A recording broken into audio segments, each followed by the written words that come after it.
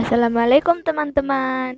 Kali ini saya akan melanjutkan membacakan video episode selanjutnya. Mari kita simak sama-sama. Jangan lupa tekan subscribe dan nyalain tombol loncengnya ya. Jojo panik. Dia menelpon Bian. Halo Bian, ada apa Jo? Ada apa? Cepat katakan, bentak Bian di telepon. Nona Sina kabur. Apa? Bagaimana bisa? Oke, kau cari dulu di sekitar situ. Aku akan menyuruh orangku ke sana. Oke, Jojo menutup teleponnya. Dan Jojo mulai mencari Sina di sekitar mall itu. Bian begitu panik. Bagaimana ini? Apa yang harus aku lakukan, Sina? Apa kau gila? Kenapa kau kabur dari Tuan Miko? Bian mengacak-acak rambutnya. Dia segera menelpon Tuan Miko. Halo Tuan Miko. Gue Denis, Miko lagi tidur. Tuan Denis, Nona Sina kabur. Apa? Sina kabur? Segera sebar orangmu untuk mencari Sina. Aku juga akan menyebar orangku untuk mencari Sina. Baik Tuan, laksanakan. Bian menutup teleponnya. Denis membangunkan Miko. Boy, bangun Boy. Denis mengguncang badan sahabatnya itu. Ada apa? Miko dalam keadaan setengah sadar. Sina, ucapnya terhenti. Sina kenapa? Miko langsung bangun dari tidurnya. Sina kabur. Hah? Sina kabur? Miko menundukkan kepalanya. Dia mengacak-acak rambutnya. Ini semua salah gue, Nis. Dennis menepuk pundak sahabatnya itu. Bukan waktunya frustasi, Boy.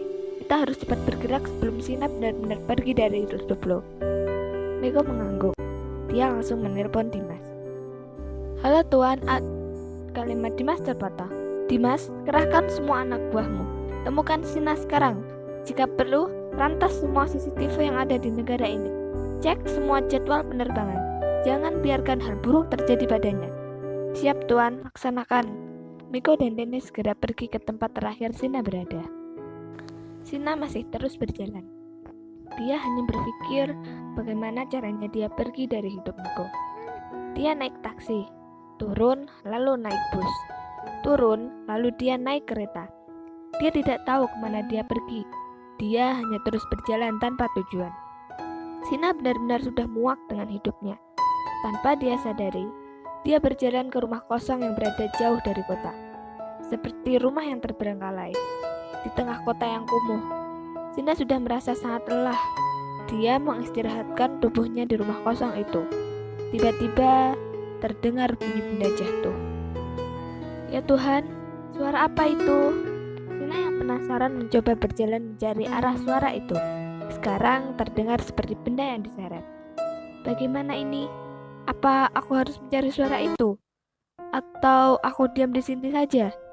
Sina berdialog dengan dirinya sendiri.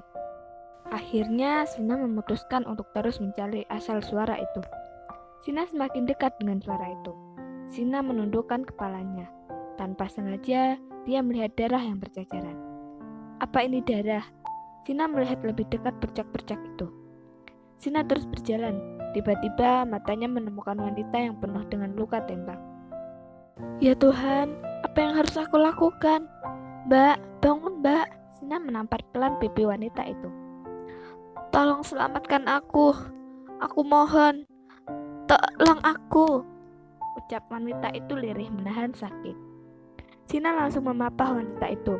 Pelan tapi pasti mereka keluar dari rumah kosong itu. Sampai di jalan raya. Kamu tunggu sebentar, aku akan mencari taksi. Syukurlah Tuhan berada di pihak mereka.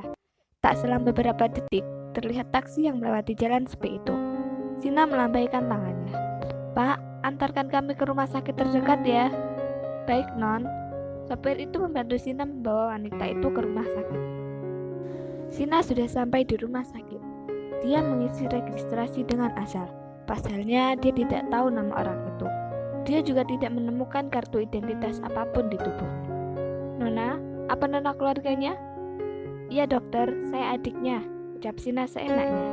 Pasien harus segera dioperasi karena terdapat peluru di tangan dan kakinya. Baik dokter, lakukan yang terbaik.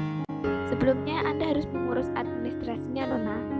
Baik dokter, segera lakukan operasi. Saya akan mengurus semuanya. Suster menjelaskan biaya yang harus dibayarkan dan memberikan berkas yang harus ditandatangani. Sina menandatangani berkas itu. Sus, segera lakukan operasi. 2 jam lagi saya akan kembali membawa uangnya. Baik, Nona. Sina pergi ke arah kota. Dicarinya tempat pegadaian. Permisi, Mbak. Saya mau menggadaikan barang saya. Oh, apa yang ingin Mbak gadaikan? Sina melepas gelang yang baru ia beli sebelum kabur. Bagaimana dengan ini, Mbak? Berapa uang yang bisa saya dapat? Ini nilainya 50 juta, Mbak. Bagaimana kalau saya menjualnya, Mbak? Apa bisa lebih mahal? Sebentar, Nona. Saya akan memanggil bos saya. Baik, Mbak. Sina mondar-mandir menunggu mbaknya kembali. Ya Tuhan, lama sekali mbak ini. Sina benar-benar tidak sabar menunggu. Mana gelangnya? Suara laki-laki mengagetkan Sina. Ini Tuan. Sina menyadarkan gelangnya kepada pria usia 30 tahunan itu. Kau yakin ingin menjualnya? Pria itu melihat Sina dari atas hingga bawah. Sina mengangguk. Dalam pikiran pria itu, Sina adalah nyonya kaya yang sedang terlilit hutang. Baiklah, ini saya beli 100 juta. Apa? 100 juta? Padahal aku baru membelinya dengan harga 200 juta, ucap Sina dalam hati. Bagaimana Nona? Apa jadi menjualnya? Baiklah, aku setuju. Sina terpaksa menjualnya dengan separuh harga demi menyelamatkan nyawa wanita itu dan untuk biaya hidup dirinya. Sina kembali ke rumah sakit. Dilunasinya biaya operasi wanita itu.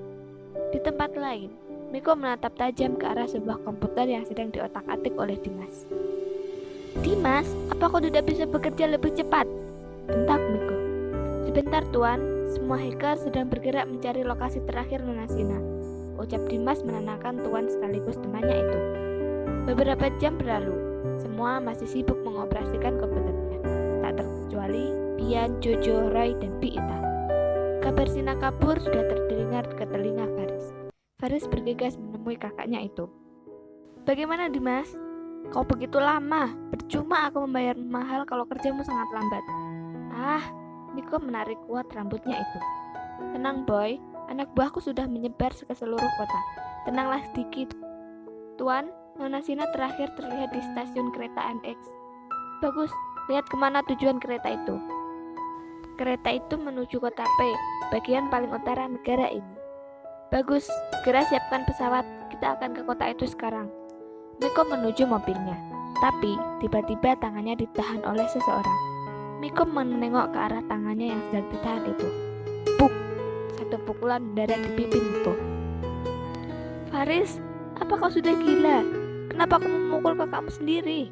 Ucap Dennis. Diam Kak Dennis, ini urusanku dengan laki-laki brengsek ini. Faris kembali mendaratkan pukulannya ke arah Miko. Apa kau sudah puas menghancurkan hidup Sina, Tuan Muda Miko? Miko hanya diam saja. Dia merasa Sina pergi memang karena kesalahannya. Tadinya, aku berpikir untuk melepas orang yang aku cintai untuk kakakku yang aku sayangi. Tapi, setelah kejadian ini, aku tidak akan membiarkan Sina jatuh ke tanganmu lagi, ucap Faris sambil berlalu pergi meninggalkan Miko yang masih diam. Sih, kau di mana? Kenapa kau pergi? Terima kasih teman-teman sudah menonton video ini. Jangan lupa like, comment, share, and subscribe karena akan ada video baru setiap harinya. See you next time. Dadah!